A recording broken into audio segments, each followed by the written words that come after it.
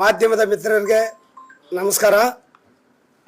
ಇವತ್ತು ದಿನ ಕಾಶ್ಮೀರದಲ್ಲಿ ಪಹಲ್ಗಾವ್ ಏನು ಗಲಭೆ ನಡೆದಿದೆಯೋ ಅದರ ಕುರಿತು ನಮ್ಮ ಸೋನು ನಿಗಮ್ ಏನಿದ್ದಾರೋ ಒಂದು ಖಾಸಗಿ ಒಂದು ಕಾಲೇಜಿನಲ್ಲಿ ನಡೆದ ಮ್ಯೂಸಿಕಲ್ ನೈಟಲ್ಲಿ ಒಂದು ವರ್ಡ್ ಯೂಸ್ ಮಾಡಿಬಿಟ್ಟಿದ್ದಾರೆ. ಇಂಥ ಕನ್ನಡದವ್ರು ಇದ್ದಾಗಲೇ ಅದಕ್ಕೋಸ್ಕರನೇ ಹಿಂಗೆ ಪಹಲ್ಗಾವಲ್ಲಿ ಇದಾಯಿತು, ಗಲಭೆ ಆಯಿತು. ಹಂಗಾಗಿ ಅಂತ ಅಂದಾಗ ಅವರು ಅಟ್ಲೀಸ್ಟ್ ನಾವು ತಪ್ಪು ಮಾಡಿದ್ವಿ, ತಪ್ಪು ಅಂದಿದ್ವಿ ಅಂತಲೂ ಅವ್ರ ಗಮನಕ್ಕೆ ಬಂದಿಲ್ಲ. ಎರಡನೇದು ಅವ್ರು ಫೇಸ್ಬುಕ್ಕಲ್ಲಿನೂ ಬಿಟ್ಟಿದ್ದಾರೆ. ಅದರಲ್ಲೂ ಅವರು ಅಲ್ಲಿ ಗೂಂಡಾಗಳ ಥರ ವರ್ತಿಸಿದ್ರು. ಅದಕ್ಕೋಸ್ಕರ ನಾನು ಮಾತಾಡಿದೆ ಅನ್ನೋದು ಬಂತೇ ಹೊರ್ತು ನಾವು ಅಂದ್ಕೊಂಡ್ವಿ ಅವರು ಸಾರಿ ಕೇಳ್ಬೋದೇನೋ ಅಂತೇಳಿ. ಆದರೆ ಇಲ್ಲಿವರೆಗೂ ಅವರಿಂದ ಏನೂ ಪಶ್ಚಾತ್ತಾಪನೇ ಇಲ್ಲ, ಯಾವುದೋ ರೀತಿಯ ಕ್ಷಮಾಪಣೆಯೂ ಆಗಿಲ್ಲ.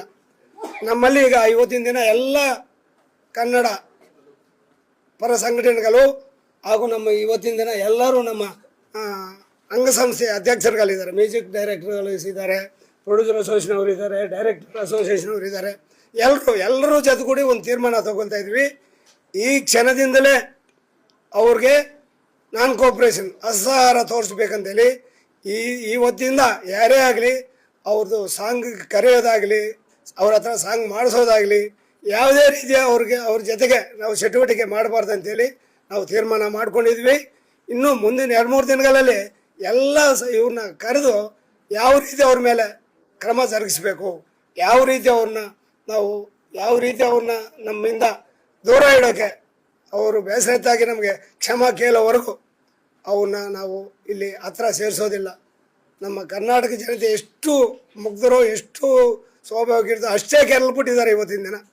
ಇಡೀ ಆ ಪಹಲ್ಗಾವ್ ವಿಷಯನ ಇಡೀ ಭಾರತವೇ ಖಂಡಿಸ್ತಾ ಇದೆ. ಏನು ಅಷ್ಟು ಅಮಾನ್ಯವಾಗಿ ಸಾಯಿಸಿದ್ದಾರೆ ಅದನ್ನು ಎಂಟೈರ್ ಭಾರತ ಅದಲ್ಲದೆ ಬೇರೆ ದೇಶಗಳು ಖಂಡಿಸ್ತಾ ಇದ್ದಾವೆ. ಅಂಥದ್ರಲ್ಲಿ ನೀವು ಈ ಥರ ಇರೋದ್ರಿಂದನೇ ಈ ಥರ ಘಟನೆ ಆಯಿತು ಅನ್ನೋದು ಅವ್ರು ಏನು ವಿಶ್ಲೇಷಣೆ ಮಾಡಿದಾರಲ್ಲ, ಅದು ನಿಜವಾಗ್ಲೂ ಭಾರಿ ತಪ್ಪಾಗತ್ತೆ. ಅವ್ರ ಮನಸ್ಸು ಇನ್ನೂ ಅರಿವಾಗಿಲ್ಲ ಅವ್ರಿಗೆ. ಇವತ್ತಿನ ದಿನ ನಾವು ಏನು ಇಲ್ಲೆಲ್ಲ ಸೇರಿದ್ವಲ್ಲ, ಅವರೆಲ್ಲ ಒಂದೇ ತೀರ್ಮಾನ ತಗೊಂಡಿದ್ವಿ. ಏನಂತ, ಅವರು ಏನು ನಮ್ಮ ಸೋನು ನಿಗಮ್ ಏನು ನಮ್ಮಲ್ಲಿ ಆಗೋದಾಗ್ಬೋದು, ಅವ್ರ ಹತ್ರ ಆಡಿಸೋದಾಗ್ಬೋದು, ಮ್ಯೂಸಿಕಲ್ ನೈಟ್ ಮಾಡೋದಾಗ್ಬೋದು, ಯಾರೂ ಅವ್ರನ್ನ ಇಲ್ಲಿಗೆ ಕರೀಲೇಬಾರ್ದು ಅನ್ನೋದು ನಮ್ಮ ಉದ್ದೇಶ ಆಗಿದೆ. ಎಲ್ಲರೂ ಇದಕ್ಕೆ ಪಾಲಿಸ್ತಾರೆ ಅಂತೇಳಿ ನಾವು ಅದ್ರ ಅನ್ಕೊಂಡಿದ್ವಿ. ಹೇಳಿ ಸರ್. ಆಲ್ರೆಡಿ ಕೆಲವು ಸಿನಿಮಾಗಳಿಗೆ ಹಾಡಿರ್ತಾರೆ. ಹೌದು ಸರ್. ಅಂತ ಹಾಡಿಗೆ ಆ ಹಾಡುಗಳನ್ನ ರಿಲೀಸ್ ಮಾಡಕ್ಕೆ ಅವಕಾಶಗಳಿದೆಯಾ? ಅದಕ್ಕೆ ವಿರೋಧ ವ್ಯಕ್ತ ಆದ್ರೆ ಏನ್ ಮಾಡ್ತೀವಿ ಸರ್? ನಿಜ ತಾವು ಈಗ ಏನು ಕೇಳಿದರೆ ಅದಕ್ಕೆ ಹೇಳಿದೆ. ಈಗ ನಾವು ಎಲ್ಲ ಅವ್ರನ್ನ ಕರಿತಾ ಇದ್ವಿ, ಆಡಿಯೋ ಕಂಪನಿ ಅವ್ರನ್ನ ಕರಿತಾ ಇದ್ವಿ. ಏನು ಇವತ್ತು ರನ್ನಿಂಗ್ ಪ್ರೊಡ್ಯೂಸರ್ಸ್ ಇದ್ದಾರಲ್ಲ ಅವ್ರನ್ನೆಲ್ಲ ಕರಿತಾ ಇದ್ವಿ. ಯಾರು ಯಾವ ಥರ ಅವ್ರ ಮೇಲೆ ಅವಲಂಬನೆ ಇಟ್ಕೊಂಡಿದ್ದಾರೋ ಅದನ್ನೆಲ್ಲ ಚರ್ಚೆ ಮಾಡಿ ಕೂಲಂಕುಷವಾಗಿ ಪರ್ಮನೆಂಟಾಗಿ ಏನಾರ ಒಂದು ಸಜೆಷನ್ ಇದು ಮಾಡೋದಾ ಅನ್ನೋದನ್ನು ನಮ್ಮ ಮೈಂಡಲ್ಲಿದೆ. ಅವ್ರ ಕ್ಷಮಾಪಣೆ ಹೇಳ್ದೆ ಇದ್ರೆ ಯಾವ ರೀತಿವರೆಗೂ ನಾವು ಹೋಗೋಕೆ ಸಿದ್ಧವಾಗಿದ್ವಿ. ಆಯ್ತು, ಈಗ ಘಟನೆ ಆದ್ಮೇಲೆ ಫಿಲಂ ಚೇಂಬರ್ ಇಷ್ಟು ದಿನ ಆದ್ರೂ ಒಂದು ಸಂಪರ್ಕ ಮಾಡಬಹುದಿತ್ತಲ್ವಾ? ಎಂತೆಂತದ ಸಿನಿಮಾಗಳಿಗೆ ಕರ್ಕೊಂಬಂದು ಆಡ್ಸೋರ ಹತ್ರ ಕಾಂಟ್ಯಾಕ್ಟ್ ಇರುತ್ತೆ, ಯಾಕೆ ಮಾಡ್ಲಿಲ್ಲ ಅಂತ?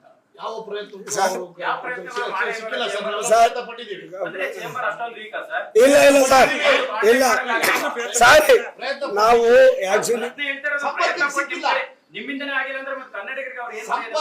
ಸರ್ ನಾವು ಹೇಳೋದು ಕೇಳಿ ಸರ್. ನಾವು actually waves ಪ್ರೋಗ್ರಾಮ್ಗೆ ಬಾಂಬೆಲಿದ್ವಿ.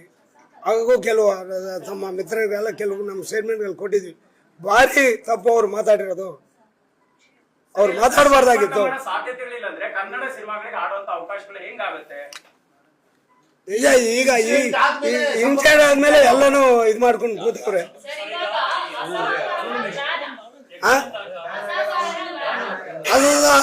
No cooperation. Ban ಯಾವ ರೀತಿ ಮಾಡಬೇಕು ಅಲ್ಲಮ್ಮ, ಬ್ಯಾನ್ ಯಾವ ರೀತಿ ಮಾಡಬೇಕು, ಎಷ್ಟು ದಿನ ಮಾಡಬೇಕು ಅನ್ನೋದು ನಮ್ಮೆಲ್ಲರ ಜೊತೆ ಚರ್ಚೆ ಮಾಡಿ, ನಿರ್ಮಾಪಕರಿದ್ದಾರೆ, ಆಡಿಯೋ ಕಂಪನಿಯವರು ಇದ್ದಾರೆ, ಅವ್ರದ್ದು ಕೆಲವು ಅರ್ಧಪರ್ಧ ಆಗಿರುತ್ತೆ ಅಂತವೆಲ್ಲ ತಿಳ್ಕೊಂಡ್ಬಿಟ್ಟು ನಾವು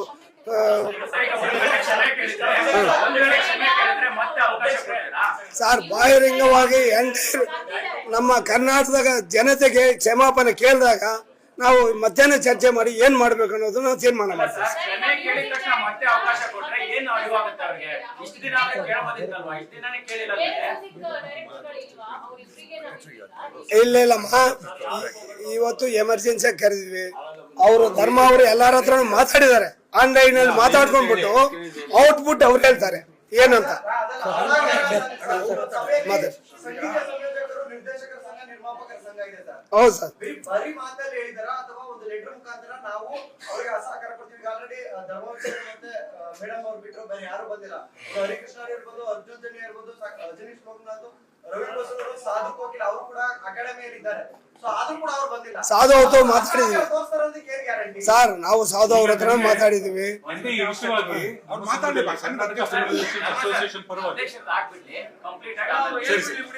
ಅಲ್ಲ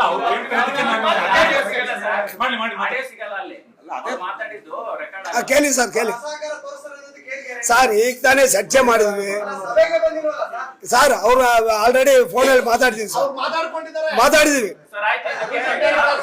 ಕೊಡ್ತಾರೆ ಸರ್. ಇನ್ಮೇಲೆ ನಾವು ಪತ್ರ ಮುಖೇನ ಎಲ್ಲರಿಗೂ ಲೆಟರ್ ಕಳಿಸ್ತೀವಿ ಸರ್. ಈ ತರ ನಾವು ಅವಸರ ತೋರಿಸಿದೀವಿ ನಮ್ಮ ಇಂಡಸ್ಟ್ರಿಯಿಂದ. ನೀವು ಯಾರು ಅವ್ರನ್ನ ಎಂಟರ್ಟೈನ್ ಮಾಡಬೇಡಿ ಅಂತೇಳಿ ನಾವು ಎಲ್ಲಾರ್ಗು ಲೆಟರ್ ಮುಖೇನ ಕಳಿಸ್ತೀವಿ. ಸರ್, ಈಗ ಕ್ಷಮೆ ಕೇಳಿದ್ರು ಕೂಡ ಅವರಿಗೆ ಮುಂದಿನ ದಿನಗಳಲ್ಲಿ ಅವಕಾಶ ಕೊಡಬಾರ್ದು ಅನ್ನೋ ಸಾಕಷ್ಟು ಜನರ ಆಕ್ರೋಶ ಆಗಿದೆ. ಮೊನ್ನೆ ಬಂದಂತ ಕನ್ನಡ ಪರ ಸಂಘಟನೆಯವರು ಅದೇ ಹೇಳಿದ್ರು, ಇದು ಕ್ಷಮಿಸುವಂತದ್ದಲ್ಲ, ಕ್ಷಮೆ ಕೇಳಿದ್ರು ಕೂಡ ಅವ್ರು ಬೇಡ, ನಮ್ಮ ಭಾಷೆಯಲ್ಲಿ ಇರೋರಿಗೆ ಆಡೋಕೆ ಅವಕಾಶ ಕೊಡಿ, ನಮ್ಮಲ್ಲಿ ಪ್ರತಿಭೆಗಳಿಲ್ವಾ ಅಂತಾರೆ. ಇದಕ್ಕೆ ನಿರ್ಧಾರ ಏನು ಸರ್? ಇಡೀ ಇಂಡಸ್ಟ್ರಿನೇ ಬೇಡ ಅಂದಾಗ ನಾವು ಖಂಡಿತ ಬೇಡ ಸರ್. ನಮ್ಗೆ ಅಂತವ್ರು ಬೇಕಾಗಿಲ್ಲ ಅಂತವ್ರು. ಇಲ್ಲ ಇಲ್ಲ ಅಲ್ಲಲ್ಲಮ್ಮ, ನಾವು ಏನು